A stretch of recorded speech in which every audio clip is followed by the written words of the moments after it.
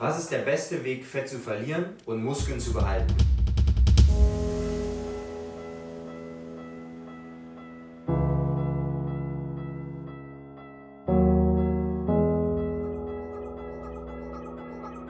Herzlich willkommen zur Fitness Challenge mit Porsche Design und GQ. Mein Name ist Stefan Pröllmann und ich erzähle euch heute was über Trainingstheorie und Ernährung.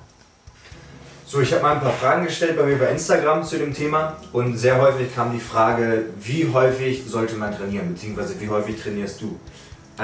Ich trainiere 4 bis 5 Mal die Woche, aber ich denke, mit 3 bis 4 Mal die Woche kommt jeder gut zurecht. Das Problem ist auch, dass viele denken, da kommen wir nämlich schon zum ersten Fitness-Mythos, dass viele denken, du musst jeden Tag trainieren, um gute Results zu erzielen. Das ist aber nicht der Fall, sondern worauf es viel mehr ankommt, ist, dass ihr das geeignete Volumen für den Muskel habt und er stetig steigert.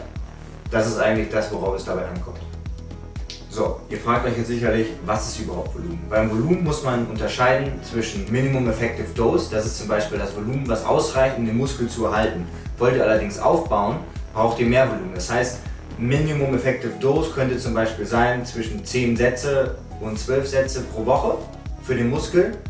Oder, um aufzubauen, braucht ihr dann 16 bis 20 bis 25 Sätze pro Woche. Was ich allerdings vorschlagen würde, was am meisten Sinn macht, ist ein Progressive Overload. Das heißt, ihr fangt mit diesem Minimum Effective Dose an und steigert es von Woche zu Woche über 5 bis 6 Wochen, jede Woche um 2 bis 3 bis 4 Sätze pro Woche pro Muskel. Somit kommt ihr irgendwann über das Maintenance Volume, über das Maximum Adjustable Volume, wo ihr am meisten Gains macht, zu dem Volume Maximum Recoverable Volume. Was heißt, das ist das Volumen, was ihr gerade noch verkraften könnt, wo ihr aber nicht mehr aufbaut. Und dann werdet ihr schon merken, okay, ich werde vielleicht nicht mehr stärker, ich bin bei einem Plateau angekommen und dann macht ihr ein Deload. Das heißt, ihr macht eine Woche lang nur 6 Sätze pro Muskel. Also sehr, sehr, sehr wenig und fangt dann wieder von vorne an, im besten Fall mit etwas mehr Gewicht. Wie kann man das Ganze jetzt übertragen, wenn ihr bei der Fitness Challenge dabei seid und nur zu Hause seid? Da könnt ihr das Ganze auch so machen, dass ihr versucht, über Bücher, Flaschen etwas extra Gewicht aufzubauen oder die Übung schwerer zu machen, indem ihr zum Beispiel 10 Wiederholungen macht, aber nicht mit normaler Geschwindigkeit, sondern dass ihr die super langsam macht zum Beispiel. So, nächste Frage. Was ist der beste Weg, Fett zu verlieren und Muskeln zu behalten, beziehungsweise Muskeln sogar aufzubauen? Da muss man ein Prinzip wissen, was ganz, ganz wichtig ist, und zwar braucht ihr ein Kaloriendefizit. Das heißt, ich würde vorschlagen, 300 bis 500 Kalorien pro Tag müsst ihr im Defizit sein. Dafür müsst ihr erstmal wissen, was ist eigentlich euer Gesamtumsatz am Tag. Bei mir sind es ungefähr 2500, 2600 Kalorien. Sprich, bei 300 bis 500 Kalorien pro Tag Defizit seid ihr bei 2100, 2200 am Tag. Das fahrt ihr dann durch ungefähr 3, 4, 5 Monate, je nachdem, wie viel Prozent Körperfett ihr eigentlich habt. Den Fehler, den hier viele machen, dass sie sagen, okay, ich will in einem Monat vom 16-17% Körperfett auf 8 oder 6 oder wie viel Prozent Körperfett auch immer, um Sixpack zum Beispiel zu haben. Das wird nicht funktionieren.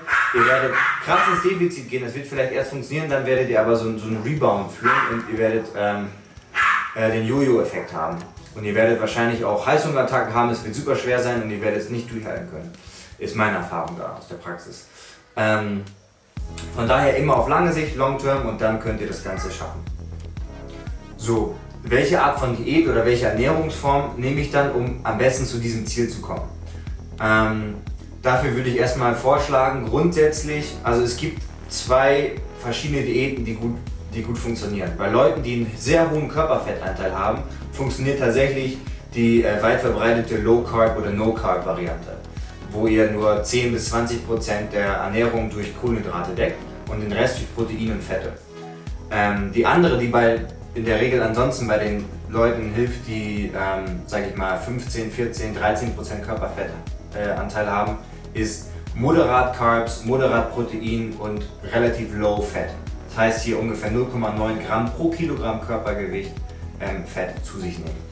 Diese Fette sollten natürlich aus hochqualitativen Fettquellen stammen, wie zum Beispiel fettigen Fisch, Nüssen, pflanzliche Fette, wenig tierische Fette. Genau. Nächste Frage, wie viel Protein soll ich zu mir nehmen? Das ist jetzt je nachdem, ob man Muskeln aufbauen will oder abbauen will. solltet ihr ungefähr 1,5 bis 2 Gramm maximal, bis 2 Gramm Protein zu euch führen, pro Kilogramm Körpergewicht. Weil das Problem ist, mehr bringt nicht mehr beim Muskelaufbau und auch nicht beim Fettabbau und weniger kann dazu führen, wenn ihr zum Beispiel nur 0,5 Gramm pro Kilogramm Körpergewicht Protein zu euch nehmt, kann das beim längeren Defizit irgendwann dazu führen, dass ihr vermehrt Muskeln abbaut, wenn ihr schon einen relativ geringen Körperfettanteil habt. Um das zu verhindern, relativ hoher Prozentsatz an Protein. So, nächste Frage, beziehungsweise wie sieht das Ganze beim Muskelaufbau aus? Also wenn ihr Muskeln aufbauen wollt, vielleicht auch in der Quarantäne, das wird auf jeden Fall möglich sein. Natürlich das Training, was ich schon in der ersten oder zweiten Frage beantwortet habe. Und dann zum Kalorienhaushalt. Hier nehmt ihr kein 300 bis 500 Kalorien Defizit, sondern ein 300 bis 500 Kalorien Überschuss. Das heißt, ihr esst also mehr, als ihr eigentlich verbrennt. Dadurch baut ihr Muskeln auf, auch etwas Fett. Man könnte natürlich jetzt denken, boah, ich will jetzt richtig schnell Muskeln aufbauen, deswegen nehme ich einfach einen Kalorienüberschuss pro Tag von 1000 oder 1500 Kalorien. Ja, ihr werdet auch mehr Muskeln aufbauen, aber der Effekt wird nicht signifikant größer sein als mit 300 bis 500 Kalorien. Das heißt, es macht keinen Sinn, ihr werdet nur mehr Fett aufbauen, was ihr irgendwann wieder abbauen wollt. Von daher 300 bis 500 Kalorien pro Tag wieder über einen langen Zeitraum. Einfach gucken, wenn ihr ein Plateau erreicht, diese Kalorienmenge wieder anpassen und 1 bis 200 Kalorien wieder hochgehen. Und das dann immer weitermachen, bis ihr bei eurem Ziel angekommen seid. So, viele von euch haben gefragt, wie sieht es bei der Ernährungsweise aus? Also ich persönlich mache es so, ich ernähre mich hauptsächlich plant-based und ich starte meinen Tag mit Intermittent Fasting. Das heißt, was ist überhaupt Intermittent Fasting? Intermittent Fasting heißt, dass ihr über einen längeren Zeitraum keine Nahrung zu euch nehmt und dann die Nahrung, die ihr sowieso zu euch nehmen würdet, in einem kleineren Zeitraum. Der meist bekannte ist 16:8, 16 Stunden Fasten, 8 Stunden Essen. In diesen 8 Stunden esst ihr das, was ihr normalerweise morgens, mittags, abends sowieso essen würde, nur halt in 8 Stunden zusammen. Das ist der Fehler, den viele nicht verstehen, weil sie denken dann, dass man das Frühstückessen zum Beispiel weglässt und einfach weniger isst. Nein, ihr esst genauso viele Kalorien, nur in 8 Stunden. Das hat den Effekt, dass ihr nach ungefähr 12 bis 13 Stunden setzt einen Prozess ein, der nennt sich Autophagie. Und das heißt, dass eure Zellen sich selbst reinigen und den ganzen Müll rausbringen, so wie wenn ihr einmal bei euch zu Hause einmal komplett durchreinigt. Der Prozess kommt nicht zustande, wenn ihr schon direkt, sagen wir mal, um 10 die letzten Chips esst und dann um 7 Uhr morgens schon wieder anfangt und euer Butterbrot zum Beispiel esst. Noch wichtig zu wissen, ihr könnt Kaffee trinken, schwarzen Kaffee ohne Milch und Kaffee beschleunigt sogar noch den Prozess der Autophagie. Wann sollte ich fasten, in welcher Zeit? Das ist eigentlich egal, das könnt ihr machen für euch, wie ihr wollt. Ihr könnt zum Beispiel auch morgens essen und dann abends früher stoppen, um diese 16 Stunden Fasten zu bekommen. Es ist auch nicht schlimm, wenn ihr nur 15 Stunden fastet oder 14 Stunden fastet. So ein Benefit hat die Wissenschaft gezeigt, ab ungefähr 12 Stunden. Also wenn ihr 12 Stunden fastet, das kriegt eigentlich fast jeder hin, wenn er 8 bis 9 Stunden schläft und dann am Abend nicht direkt vorm Schlafen gehen was isst und dann am Morgen nicht direkt als allererstes was isst. Das ist vielleicht nochmal ganz wichtig zu erwähnen. Also es gibt hier nicht nur eine Variante davon, sondern ihr könnt das schieben, wie ihr wollt und wie es für euren Alltag am besten passt. Weil das ganz wichtig ist für alle Sachen, die ich gesagt habe. Die sind absolut, jeder ist individuell, jeder ist anders, hat andere Bedürfnisse und ihr müsst die Ernährung und das Training auf eure Bedürfnisse anpassen. Das heißt, wenn ihr nur 3 oder 4 Mal die Woche trainieren könnt und nicht 5 oder 6 Mal, dann könnt ihr das ganze Volumen so zum Beispiel machen, dass ihr es auf die 3 Tage aufteilt und nicht auf 5 oder 6 Tage aufteilt. Und ihr könnt die gleichen Erfolge haben wie jemand, der 5 oder 6 Mal trainiert. Plant-Based Diet. Viele fragen, wie sieht das überhaupt aus oder wie ernährst du dich? Ich kann da mal von mir reden und zwar, ich starte den Morgen bzw. dann meinen Morgen nach dem Intermittent Fasting zwischen 2 und 3 Uhr. Meistens mit einem Haferjoghurt, der ist auch noch fermentiert, das heißt es ist gut für euer Microbiome, für euren Darm, eure Bakterien, die im Darm leben. Das sind nämlich zwischen 2 und 3 Kilogramm sogar, was viele sicherlich nicht wissen. Dann packe ich da ein bisschen Haferflocken rein, Chiasamen, etwas Zimt, Hemp Seeds und Himbeeren. Meistens gefroren, weil die sind eigentlich genauso gut wie frische Himbeeren und halten halt länger. Dann zum Mittag nehme ich meistens eine kohlenhydratlastige Mahlzeit, wie zum Beispiel Süßkartoffeln, Vollkornreis,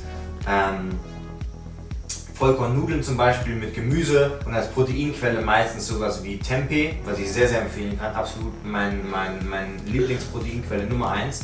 Tofu. Ihr könnt natürlich auch jegliche Art von Bohnen nehmen. Nüsse sind super als Proteinquelle. Da wieder aufpassen mit dem Fettgehalt, dass ihr nicht über eure Kalorien kommt oder drunter kommt, wie auch immer, je nachdem was euer Ziel ist. Und dann zum Abendbrot eigentlich genau nochmal dasselbe in einer anderen Variation. So, es kamen viele Fragen zu Supplements. Was für Supplements sollte man nehmen? Was für Supplements nimmst du? Hier ist erstmal ganz wichtig, wenn ihr eine ausgewogene, abwechslungsreiche Ernährung habt, dann braucht ihr eigentlich keine Supplements zu euch nehmen. Was heißt hier ausgewogen und ausreichend? Das sind ungefähr 3 bis 5 Portionen Gemüse und Obst, vor allem Gemüse, am Tag. Könnt ihr ja mal reflektieren, ob ihr das so schafft. Selbst ich schaffe es manchmal nicht, von daher macht das ein oder das andere Supplement Sinn. Ich zähle mal kurz auf, welche Supplements ich nehme.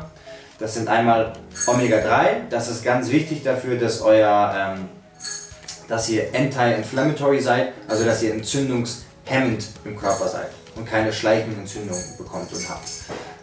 Vitamin D ist ganz, ganz wichtig. Gerade in Deutschland zum Beispiel haben wir, glaube ich 60% der Tage sind die Leute im Defizit beim Vitamin D. Weiter Kreatin. Kreatin ist eigentlich so das einzige wirklich bewiesene, legale, leistungsfördernde Supplement, was ihr nehmen könnt. Wenn ihr Kreatin nimmt, ich würde empfehlen 3 bis 5 Gramm, ist so die normale Empfehlung hier pro Tag oder nach jedem Training. Und das bringt ungefähr 5 bis 10% Leistungssteigerung bzw. Kraftsteigerung. Weiteres Supplement, Protein. Wenn ihr es nicht schafft, auf euer Protein zu kommen am Tag, also gerade wenn ihr pflanzlich seid, über solche Sachen wie Tofu, Tempeh, Nüsse, Reis, gerade vielleicht in der Diät kann das der Fall sein, dann kann man auf jeden Fall auch einen Proteinshake einmal am Tag dazu nehmen. Ganz wichtig für alle, ich bin kein Ernährungswissenschaftler, ich rede hier nur aus bestem Wissen und Gewissen und das, was für mich am besten funktioniert. Der Look und die Klamotten sind wie auch bei den anderen Jungs gesponsert von Porsche Design. So meine Freunde, wir sind am Ende angelangt. Ich hoffe, ihr habt ein bisschen was gelernt, konntet ein bisschen was für euch mitnehmen zum Umsetzen. Weiterhin viel Spaß bei der Fitness Challenge. Morgen kommt Benny mit einem Oberkörpertraining Schwerpunkt Rücken für euch und ich hoffe, ihr bleibt dran, bleibt fit und bis bald. Ciao.